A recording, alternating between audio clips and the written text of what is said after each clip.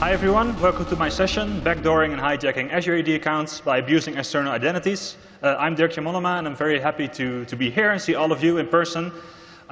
Very short bit about me. I'm Dirk-jan, I'm from the Netherlands. This year I started my own company focusing on Azure AD and Active Directory consultancy and research.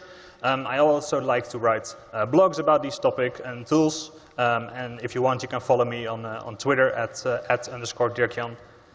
Now, before we dive into the details, let's start with some definitions, some important concepts. So this talk is about Azure Active Directory, not related to on-prem Active Directory. And Azure AD is really the central identity platform for everything in Azure, be it Microsoft 365, Azure Resource Manager, or any third-party SaaS service you would like to connect to it and use it as your authentication. So we're not talking about VMs or networks here. We're really talking about the identity parts of Azure. And if you're looking at Azure, one of the important things in security perspective is a tenant. So a tenant is like a separate instance of Azure AD for one organization. Most organizations will have one primary tenant, for example, linked to their Microsoft 365 services. They may have multiple tenants, but it's an important security boundary in Azure AD. So you're not supposed to be able to access data in a different tenant because that doesn't belong to you. Now, if we're talking about tenants, we're also talking about collaboration here. And in that sense, there's also external identities. So an external identity is really easy. It's any identity that's not managed in your tenant. So it can be an identity that's native to another tenant, or even a different identity provider. So it could be a personal Microsoft account, a Google account, or even just like a virtual account based on only an email address, as we'll see later. So in this talk, we'll be talking about external collaboration, so collaboration between two tenants. And I've set up some blocks over here. So usually we'll be talking about tenant A and tenant B. And the tenant on the left is the tenant A. And that's kind of the primary tenant that we're looking at. So that's the tenant of the organization that we're either attacking or defending. And tenant B may be an external party or an attacker-controlled tenant in the case that we're exploiting something. So in terms of external collaboration, there's a tenant, there's the home tenant of the other organization, and that account we want to give access to our tenant, so in tenant A. So to talk in terms of the other organization, the user there is called the home tenant, and the account is in the home tenant. And for that, from the perspective of tenant B, tenant A is called the resource tenant, because it's an external tenant. Now, if we have an external account, a guest account is created in tenant A, and that's somehow linked to the account in the home tenant, so in tenant B. So there's a link between those two, and the accounts are interconnected. And we'll look at how that works a bit later on. So in this setup, I have two tenants. The primary tenant, so tenant A, is the I'm-in-your.cloud, which is where I usually do my research. And for this, I also set up a secondary tenant called cross-tenant dev. And in this scenario, we're all looking at default settings. So there's no specific weakening of specific settings that would make certain attacks possible, but it's all possible by default. And we're also not using any specific B2B trust that would grant more privileges to a certain tenant. So let's start having a look at how the invite flow looks from a GUI perspective. So if we're in our tenant, in the I'm-in-your-cloud tenant, we can add a new user and say, hey, this is an external user, and we want to invite them to our tenant. So I send this invite to the invite me email address, and that user will get an email. So the email will contain an invite acceptance link, and if they click on it, they'll be prompted with an acceptance screen, and if they click accept, then an account is created in the I'm-in-your-cloud tenant, and they're signed in with their account, but in a different tenant. So at this point, the invite me user, it still exists in the cross-tenant dev, but it's accessing resources in the I'm-in-your-cloud tenant. And if you look at the organization's view, you see that this account exists in two possible tenants, and you can kind of switch between them. So that's how it looks to an end user. Now, we want to start looking at how this looks under the hood, and we have several options for that. So if we look at Azure AD, kind of low-level stuff or other information, there's various options. So the first one, and the officially supported one, is the Microsoft Graph. which is the official API for everything in Microsoft 365 and also including Azure AD. There's a lot of things you can query from there, but it doesn't always contain all the information. So there's also an API that's more closer to the actual representation of Azure AD, and it's the Azure AD graph. So it's kind of lower level. It only covers Azure AD, so no other services. And it's sometimes also possible to use unofficial internal versions to gather a bit more information than is supported in production environments. So this one is deprecated, but as it's more interesting for us as researchers, I usually prefer to use the Azure AD graph. Lastly, there's of course also the portal, in which we're also doing various demos, and this may use the Microsoft graph or the Azure AD graph, depending on which feature you're using. In this talk, we'll use a mix of both the Azure AD graph and the Microsoft graph, and also use my tool RoadRecon, which is part of RoadTools, and that's kind of a front end for the AD graph, so it allows you to gather all the information offline and then view it from a GUI perspective. So, looking at some of the lower level things, I usually like to go to the audit log first, because any action in Azure AD will create an audit log event, and we can actually see what properties were changed. So this is the event for the invite redemption, so when the guest account, the invite was redeemed, and we see that some properties here are updated. And the most interesting one is probably the alternative security ID property. So we see that some data was added here, and if we look at the results from the Azure AD graph in RoadTools, we also see that the alternative security IDs property is now populated, and it says something about an identity provider, a key, and a type. So there's probably here a link to the user account somewhere. Now I looked a bit at what that key could be, because it's base64 encoded, as you probably would have guessed from this. And actually, if we decode that and we re-encode it into hex format, we get kind of hexadecimal number. And if we look at the tenant where the user resides that we invited, we see that this has the same ID. So this property is called the net ID, and this is kind of what links the two accounts together. So the guest account has a property in the alternative security IDs, and that links back to the net ID property of the account in the home tenant. All right, so this was how it looked in the GUI and what was the result. So I wondered, can we also invite people from a programmatic perspective? And I found some interesting documentation or some third-party project, which was from a long time ago, and it basically says, hey, you can redeem invites using this tool and using some post request and with JSON payload. So I was like, hey, this sounds interesting, especially because it features the same properties, so the alt-sec IDs, which could be the alternative security IDs property, and some other properties such as a invite ticket, which also seemed familiar to me. So if we want to use this programmatically, we would use the net ID of the external user. Well, that we can query, so we can query that in the home tenant, and we can query that using AD graph. And we can also extract that from any access tokens that are issued to the user. So if you have an access token for that user, there will be a PUID claim, and that's the same net ID that belongs to the account. And we also need the invite ticket, because that's like a kind of secret information that's linked to the invite that we need. But it turns out that we can actually just query these invites, since it's a property of the user that is invited in the AD graph. So then we end up with this simple post request.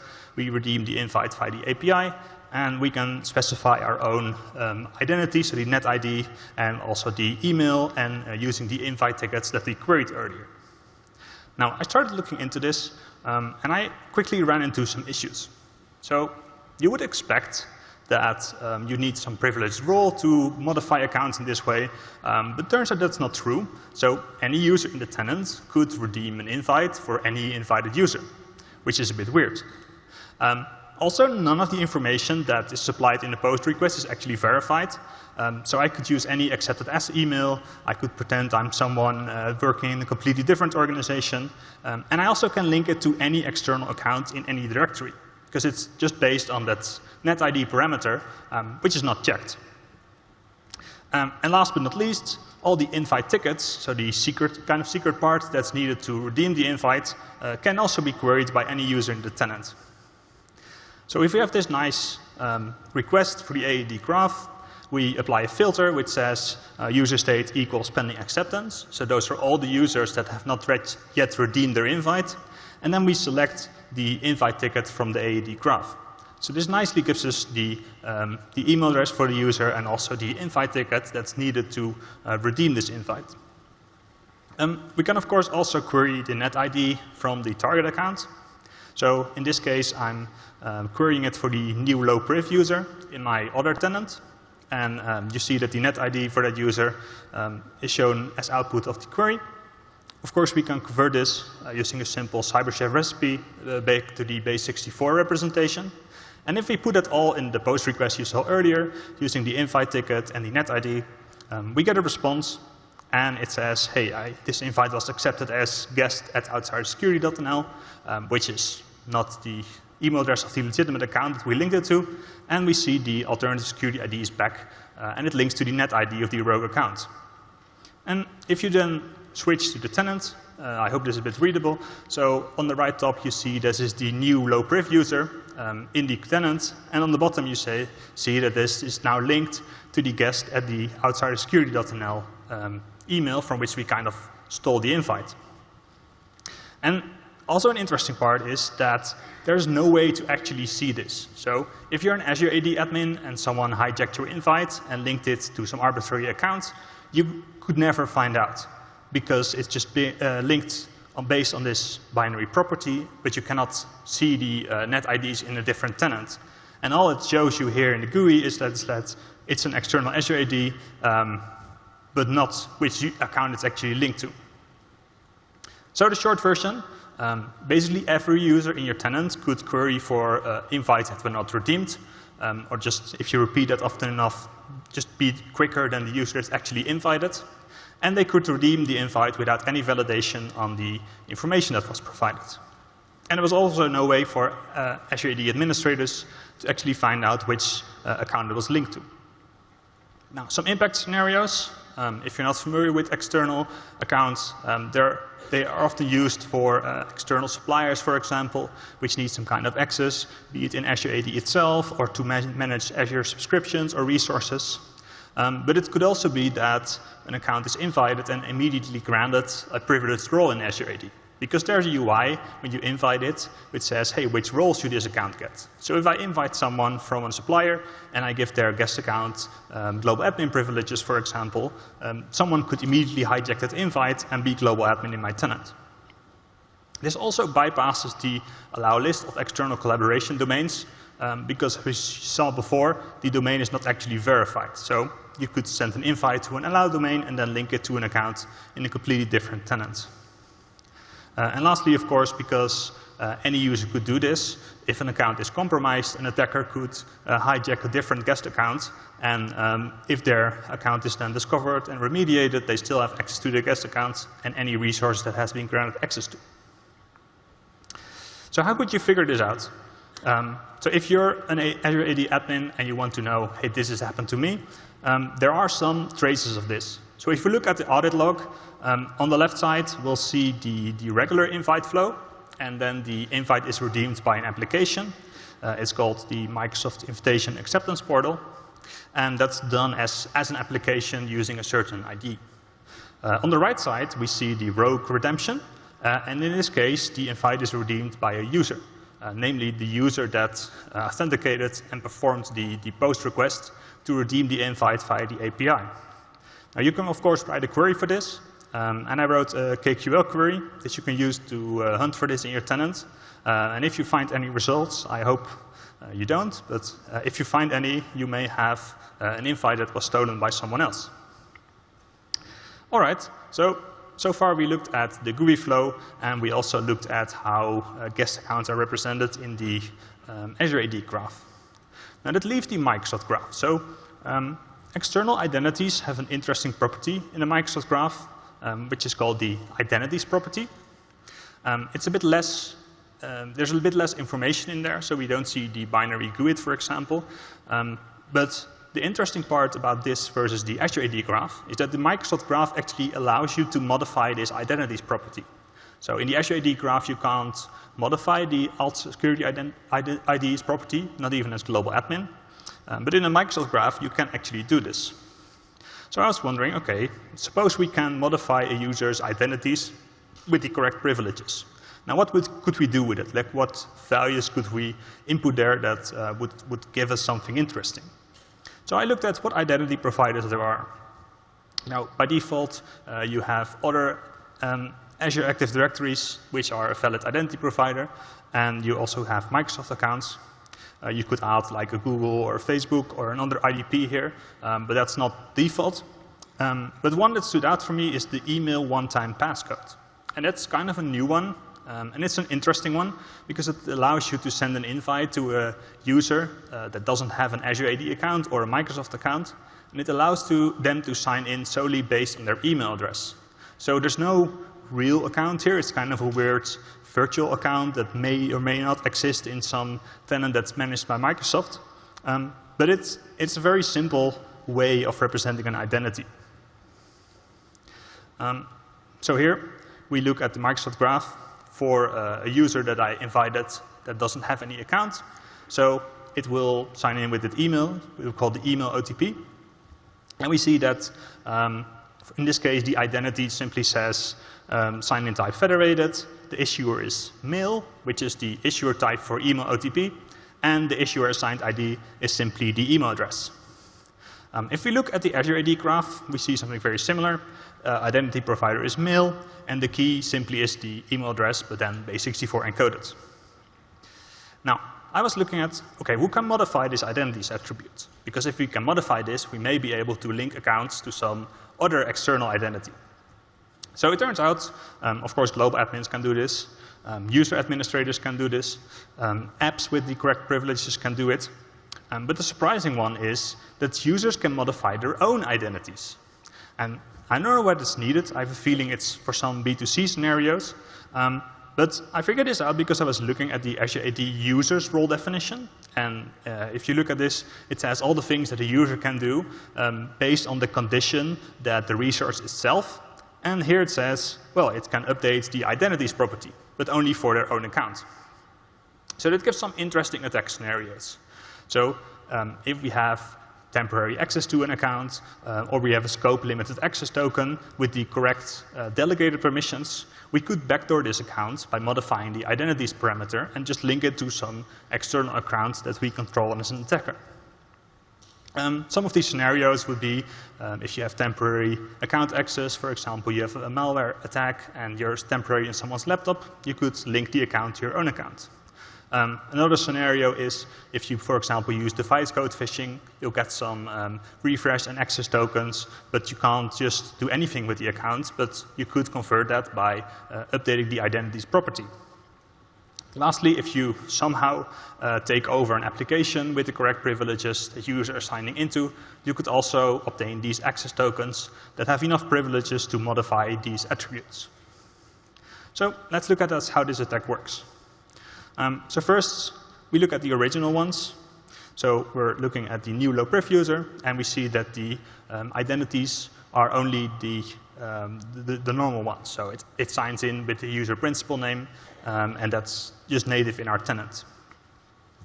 So let's create, let's backdoor these identities. So I've invited an OTP account, and this one is the mail OTP outside the sec.dev. And you see that this account is signed in to the cross-tenant dev tenant. So I invited this account in my attacker tenant, and I'm going to link it to the tenant of the organization that we're attacking. So I patch this using the account access, and I say, hey, now my sign-in type is federated from this mail address, and the email address is mail OTP. If we look at the same identity again, we see that there's now two identities. So first is still the user principal name, but the second identity is that email OTP information that we just linked to. Now if I go to that email OTP account, I can simply switch tenants. So I can say, I'm already signed in here, I'm switching to I'm your cloud tenant, and it says, hey, I found an identity you can use here, which is called the mail OTP user. And if you click on that, you notice that you sign in as the new low-priv user using the email address that we control. So we just relinked this new low-priv account to an email address under control of the attacker, and we're now signed in into the I'm your cloud tenant. So this does require some pre-existing access, but it's really easy to modify this and link it to an external account, and it's also very easy to switch it back. So we can do the same post requests, but just with an empty parameter, and that will switch back the account to only the normal sign-in name, and we can even use this old access token, and now the account is completely normal again. All right, so users can do this by themselves, but there are some more interesting scenarios. So as an extra bonus, we get this privilege escalation, because user administrators, by definition, cannot reset password, for example, from higher privileged accounts. So a user administrator can't reset the password of a global administrator because that would be an elevation of privilege. But they can modify the identity attribute of the global admin, or basically any other user. And this way they could take over the account of a higher privileged user in the tenant. There's also even an easier way to do this. So if you're a user administrator, like I said, you cannot reset the password. But there's this very nice button which says convert account to B2B account. And that you can do. So you can even do this from the GUI. You can simply convert a global admin to a B2B account using a B2B email address that you control, and then you're the global admin yourself. So just how that works. Like I said, this is completely in the GUI. So we have this global admin account. We modify the email address to point to the rogue at cross-tenant dev. And then we invite them to B2B. So we convert this account to an external account. And then we sign in with the external account, and we see that we're suddenly a global administrator. So the short version, user administrator can convert any account to B2B account, including higher privileged accounts. You can do this via the GUI or with 2 simple post requests to the Microsoft Graph. And of course, if we combine this with what we saw earlier, you don't even need to redeem the invite with the real account. You could just use the API to redeem the invite and link it to any external account, and it will be completely invisible. So there's a downside to this. It doesn't work for accounts with a mailbox, because then Azure AD refuses to update the email address. But then you could switch back to modifying the identities attributes, and you could still link an account to an email OTP user. Now, there's a caveat with this. So if you convert an account or you patch their identities, you're only changing the primary authentication. So you could sign in with an email address instead of with a password. But if there's MFA configured and required for the account, this would still kick in. So MFA would save the day in this case, or at least you'd think so. Because I also had a look at how guest tenants and MFA work. So if we have this If we have this setup with a victim account, which is MFA configured, and an attacker account, which is MFA configured, then if we link those, so if we hijack the account by modifying the identities, or we convert it to a B2B account, if we sign in, the MFA methods will still be the ones of the victim account, so the original ones. So just signing in with our own MFA methods in our own tenant wouldn't give us MFA access to the victim tenant. But there are some observations that I had with MFA. So of course, if you perform MFA in a sign-in session, you don't have to do that like with every app you sign in, because then you would be entering MFA information continuously. So this suggests there's some caching of when you did MFA in a login session. And that also holds for activity in tenants where we're a guest. So if I have my primary account, I sign into another tenant, and I have my own MFA methods there, I don't need to redo this whole MFA thing all the time. So this suggests that the MFA information is cached somewhere in the session, and it keeps track of which tenants we actually did MFA in or not. So based on these assumptions, I tried something new, and I'm calling this account rebinding, because it sounds cool. Basically, we have the attacker account, which has the own MFA methods, And you should always remember that if we're doing cross-tenant things, it's always the source identity that we're looking at. So in this case, the session is from the attacker, and it doesn't really matter which account that's linked to, because it's always the attacker account, which may be performing authentication in another tenant, but that remains the same source identity. So what we could do, or what I did, is I first invite the attacker to the tenant legitimately. So the attacker now has a guest account, and with that they can configure their own MFA methods. Now, if we delete this account, so the guest account is gone, and the attacker account still exists, but it doesn't have access in the victim tenant anymore. But if you keep the same sign-in session and you link the victim account to the attacker account, guess what happens? It caches the MFA information. So if we link this account, the attacker could still have the MFA information in the sign-in session, and you can actually authenticate as the victim account, and Azure AD will think, oh, you already did MFA. But it doesn't look at which account you did multi-factor authentication for. So if you have a logged in session, you could simply do MFA in a completely different tenant. So there's quite some things we can do with this, using all the techniques that we had. But I created a nice little video, and in this case, I'm doing an attack using a user administrator. There's also the other scenarios that I talked about. But the nice thing about this is that all this whole attack can be done only by clicking in the GUI. So you don't need any graph calls or something. So let's go from the start. So we're first attacking the attacker account. And that's one is, basically it's on the right. So we invite this rogue account, and we create a guest account for it. And it will get an email saying, hey, you're invited to this tenant. So now there's a guest account in the I'm in your cloud, and we accept this invitation, so we're linking that guest account to our identity in the attacker tenant. So we have to approve it. It takes a little while to convert the account, and then we have a guest account. Now, because MFA is required, it will ask us to register MFA information for our newly created guest account. So in this case, using the Microsoft Authenticator app, using a virtual one, because I want to use my phone all the time. But basically, we're now registering MFA information for this account.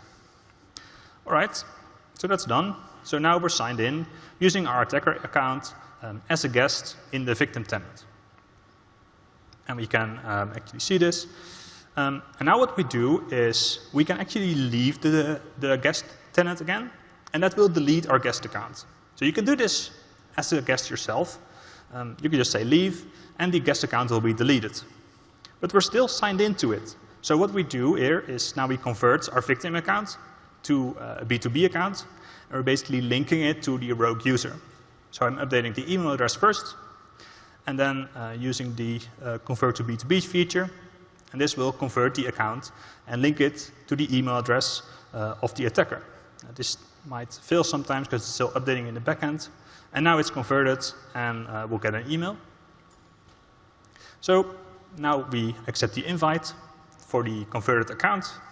We click accept again, and it will take a while to actually link our accounts.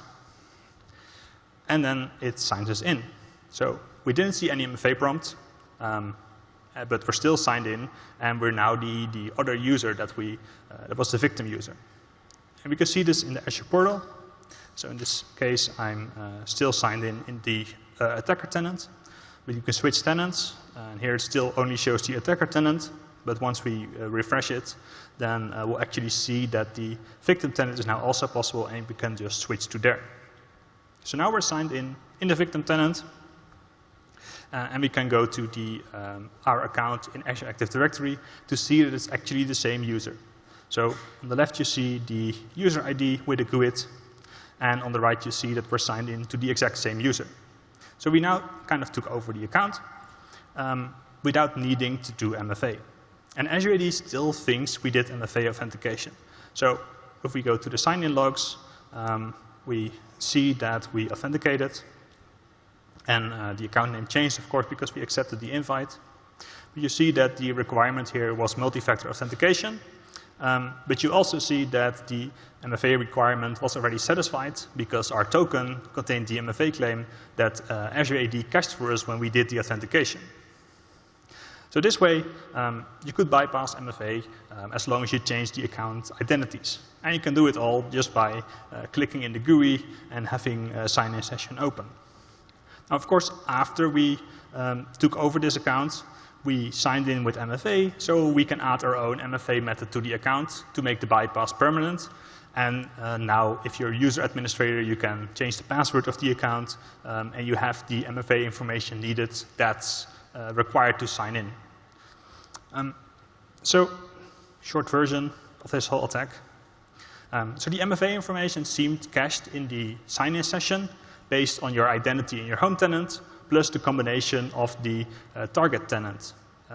There was no link to the actual account you did MFA for. It only looked at a tenant level. So if you first created a new account, you registered your own MFA information, and you keep signing in into the same session, you could delete the guest account by leaving the organization, but it still would cache in your session that you were signed in using MFA in that tenant. So if you relink the account, and you can do that either by converting it to a B2B account, as we saw in the video, or you can do it via email OTP by converting the by patching the identities attribute. You can just rebind those accounts, and you can bypass MFA, and Azure AD won't prompt you for it anymore because you already did it for your legitimate account. So some attack scenarios here. If you had limited account access, such as an access token with the right scope, you could convert it into full persistent access, including MFA, where that was needed. If you only had access to the account password, you may also be able to bypass MFA and conditional access if it's not required for all applications. So something I see very often is that people require MFA, for example, for Office 365, but you could still sign into the Azure AD PowerShell module using only a password. And if you then have the token for that, you could patch the identities attribute, bypass the MFA, register MFA information, and you could sign into any other application you want. And of course, as a user administrator account, you could elevate your privileges to global admin, including bypassing their MFA, and you could bypass MFA for any other user in the tenant as well. Now, I hear some of you thinking, I'm not actually using external identities. No one can invite guests. So am I safe here? Well, no. So there's some alternatives to this. And instead of inviting a guest account, you could also temporarily link your own account to some external account first. So let's say you have your own account, such as a user administrator. You link that to an email OTP account you created in a different tenant. So that user is already invited, so you don't need to invite it yourself. Then you register the MFA information, then you unlink it, then you link it to a different account, and then you have bypassed the MFA without needing the guest account user. So this removes the requirement to actually invite an external user, and this basically bypasses all the security controls that there are for external collaboration. So I try to put everything to the most strict settings, like blocking users from sending invites, even explicitly blocking external accounts, disabling the email OTP method. Didn't really matter, the attack was still possible, because we were already signed in with email OTP, and at the point we did the account switch, Azure AD didn't check anymore whether email OTP was even enabled in the tenant. So of course, I reported these things to Microsoft, and I reported this as 4 separate issues in March this year. So the guest invite redemption without validation was fixed very fast, within a few weeks. The elevation from user admin to global admin by converting their account to B2B was fixed in April. And the MFA bypass via account rebinding was fixed yesterday, so quite last minute. And the backdooring account identities is still something they're working on. So I know they're paying attention to this, and they are working on the fix. But at least you can still modify these identities and link it to an email OTP account. But you can no longer bypass MFA using this technique. So some recommendations to end. If you're a defender, just remove those accounts which haven't redeemed their invite. They're kind of laying around there, and if someone finds a bypass again, they could take over those accounts. Most tenants I analyzed that did have some external users. There were always users laying around for years that just didn't redeem their invite. You can lock down guest invite rights and guest access settings in Azure AD. So certainly don't give your guest users permissions that your normal users have, because then they can enumerate everything in the tenant and view all kind of information. And you typically don't want your users to just invite whoever they want and give them access to your Azure AD tenant, because that enables a lot more scenarios. Of course, if you're using this feature, I'd recommend you lock down which tenants can actually be used and which domains invites can be sent to. And there's some new features that allow you to restrict which apps guests can access and all that other things. And of course, you might want to look in your audit logs if anyone did do this. So you can use the query that I posted on my gist on my GitHub that has a KQL query for the invite hijack. And of course, you can also search for users modifying their own identities property because that's also logged in the audit logs. And lastly, enforce MFA across all apps instead of selectively, because if there's this scenario that you could bypass MFA using some certain token that you can obtain without MFA, that would leave a hole in your defenses. So thank you for your attention. If there's any questions, be happy to take them. And otherwise, you can always send me a DM on Twitter or send me an email with your questions.